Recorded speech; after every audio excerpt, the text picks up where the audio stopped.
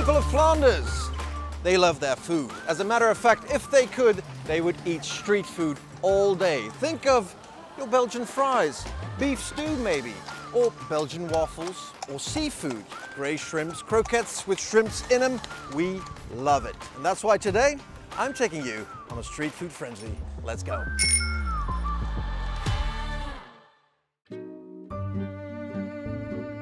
I'm in the great province of Oost-Vlaanderen in a village called Sint-Lievens-Esse, a place I like to go to ride my bicycle, because this place is also known as the Flemish Ardennes. They've got some mountains here, hidden somewhere behind there. But then again, this place is also known for this, their rich soil in which they grow the excellent potatoes, of course.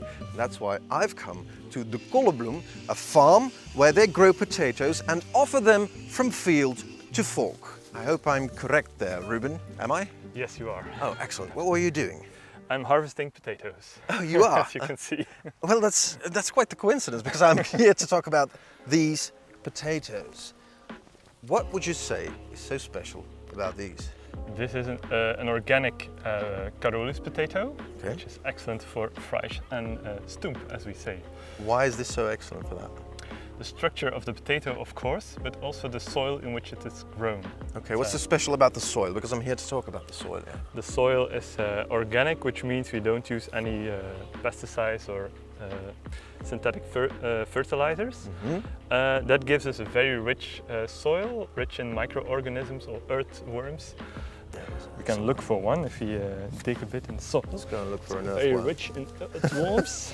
So it's these organisms that make the difference. These are our best friends.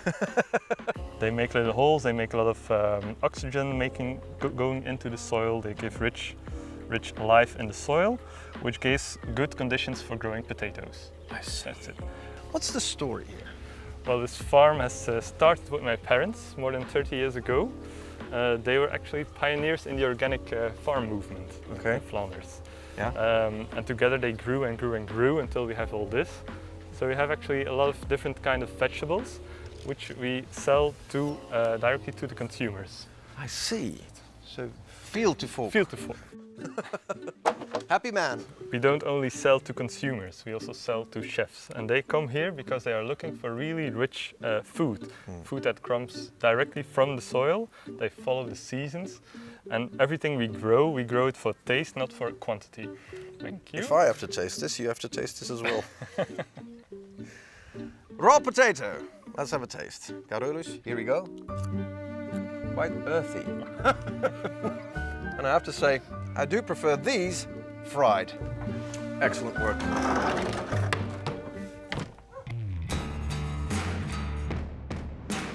And look at me, I'm in Antwerp on the legendary Groenplaats in the shadow of the statue of none other than Peter Paul Rubens, a Flemish master. It's right here that a guy named Max had the brilliant idea to create his own fry stand, or as we say in Flemish, a frietkot. Now, you shouldn't make fun of a frietkot, because a frietkot takes years of mastering the skill to create the best Belgian fry. They may call it fast food, but actually to learn it, it takes quite some time. Right, Thomas, I've come to find the best fries right here in Flanders, and they told me to come here to Max. What's the story with Max? I guess you're at the right place. That's a good start. So, what's the story with Max? Max was one of the first places to do fries in Antwerp. We're saying that's actually in Belgium. So we started in 1842. Really? That's the story. At the castle at Steen. It was a little frietkot, what we call it here in Belgium. Like this, the little building. We moved it inside about 30 years ago. But the best valid story that Max moved together with the statue of Rubens here on the square. Yeah. That's why we have him inside as well. So where Rubens goes, Max goes. Max goes. Okay, excellent. Could I join you to make some fries today, right here in the oldest fry stand in Flanders? Of course. Take this one out, of course, with one hand, so you don't burn yourself. All right. A bit higher, Yeah. and then you just throw them in. Now this is the moment they have to get crispy. Just so leave just them. let them rest. Yeah, leave For them. how long? It's gonna take like 3 to 4 minutes on 160, 165 degrees. Yeah. Because we already fried these once Okay. at 135 to 140 degrees for 8 minutes. The bells are gonna change and you're gonna hear, that's what we call the fry singing. Frietkot Max, the only place where your fries sing for you. Let me hear that. Where do fries come from, Thomas? The story we like to believe is that back in the days when the men went fishing, the lake got frozen. So the ladies at home are like, what are we gonna do with our men? Now they're home all day. They started cutting potatoes in small fishes. They dropped them in oil and they felt like, oh, we're gonna fish the fries, just like we're doing here now. They found out it was really good, and since then we just keep making fried potatoes. Can you hear that? That's the singing of the fries. You're talented. Thank you. Thank you. This is the sound of well-baked fries. Why would you say this is the ultimate fry? I guess it's the ultimate fry because the way we prepare them. The beef butter we use, the potato we use, and then the tradition behind fries is what makes these perfect. Is it a binche that you have to use all the time? Yeah, we have some different seasons because this one now it's not a binche, it's called an agria. It's a Belgian potato who's really close to the binche. And what's the secret ingredient? The secret ingredient, I think, tradition. Tradition? Really. And craftsmanship. Of course. Of course. Thomas, why do you think Belgian fries are better than, let's say, I don't know, French fries? Normally there's a rule with these fries. They should be 1 on 1 centimeter round in a square. And in that case you can call it a Belgian fry. Going for the ultimate fry by you, Thomas. Go ahead. With some mayonnaise. Here we go. Look at that. Let's try it. That's the thing. This is food pairing in its purest form. Street food, just the way you need to eat it. Perfect. Cheers. Delicious, mouth-watering, and without pretension. When it comes to street food, what you see is what you get. But don't call it fast food, because making street food asks for a lot of know-how and patience as well. I've come to Mechelen, to the Vlade Salad, where you can find a perfect patchwork of both Belgian and international cuisine. Let's go and have a taste. Veronique, please tell me, how did you come up with the idea to create the Vlade Salad? Actually, the building initiated the whole idea.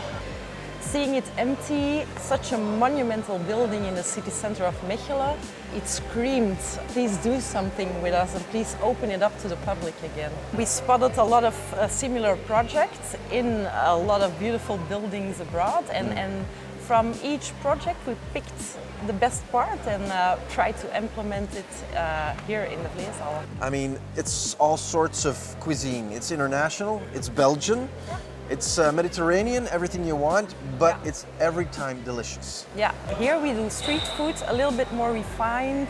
It's still the same laid-back atmosphere that you can find on the stalls on the corners of the street, but it's a little bit more refined. Besides all of the exotic foods like Italian, Spanish, Vietnamese, we also offer Belgian street food. What's Belgian street food? The shrimp croquettes, they're made with hand-peeled North Sea shrimps. Oh, so wow. Delicious. They're It delicious. doesn't get any more Belgian than that. Exactly. And maybe the jack potato as well. Other than that, I'm a sweet tooth, so I would opt for the Belgian waffles. Yeah. Other question. Sustainability is something that's very important to you. Yeah, sustainability is not only to work with eco-friendly packaging or keeping the chain as short as possible to choose local producers or farmers. Yeah. For us, sustainability is also creating a stable working environment for all the people that work here. What do you want people to experience here? I get the feeling that I'm on a holiday. A lot of impressions, a lot of smells, and by the smell you can pick your food. Yeah. I just want them to go home with a full belly. I wish we had Smell TV because, man, if you could smell this right now, let's go and have a taste. Yes, let's go. Okay. So look at this place. Isn't Yeah, it I know. amazing? You have to look up. Exactly. First time you come here, you have to look up. You're So right here we have Here you bar have patat. bar patat, yeah. So the name says it all.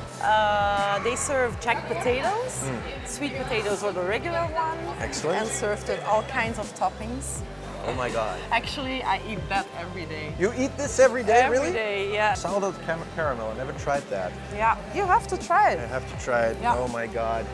My favorite part of the whole building is a central bar. Yeah. Because you can't have street food with a nice drink. And if there's something us Belgians know, might be the beers. Yeah, the beers and everything else. We just Everything like to else. drink. So there you have it, your shrimp croquet right here in Mechelen in the Vlade Salad. I'm gonna dive into this one, and believe me, this is shrimply the best.